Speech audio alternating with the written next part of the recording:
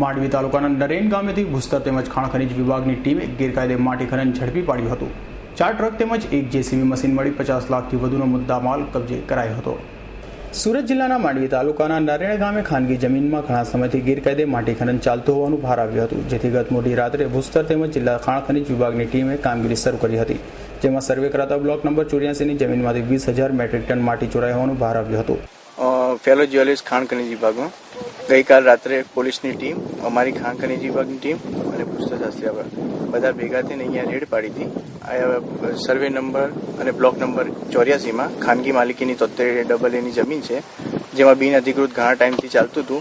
તેની કાલે રેડ પાડતા 4 ટ્રકો અને એક જેસીબી મશીન સીઝ કર્યું, સ્થાનિક જ પકડવામાં આવ્યા હતા। એમને માંડવી પોલીસ સ્ટેશનમાં જમા કરાવવામાં આવ્યું છે અને પોલીસ સ્ટેશનમાં જમા કરાવ્યા બાદ રાત્રે અંધારું થતાં આજે એની માપણી કરી છે, જે માપણીમાંથી જેટલું આમ ઘન મીટર જેટલું નીકળશે એ પ્રમાણેની આગળની કાર્યવાહી કરવામાં આવશે।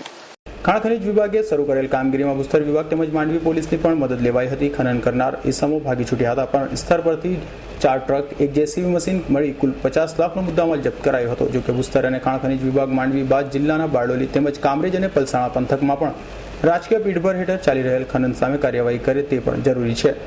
ઇન્દ્રમલ સાનો રિપોર્ટ, S9 ન્યૂઝ, માંડવી।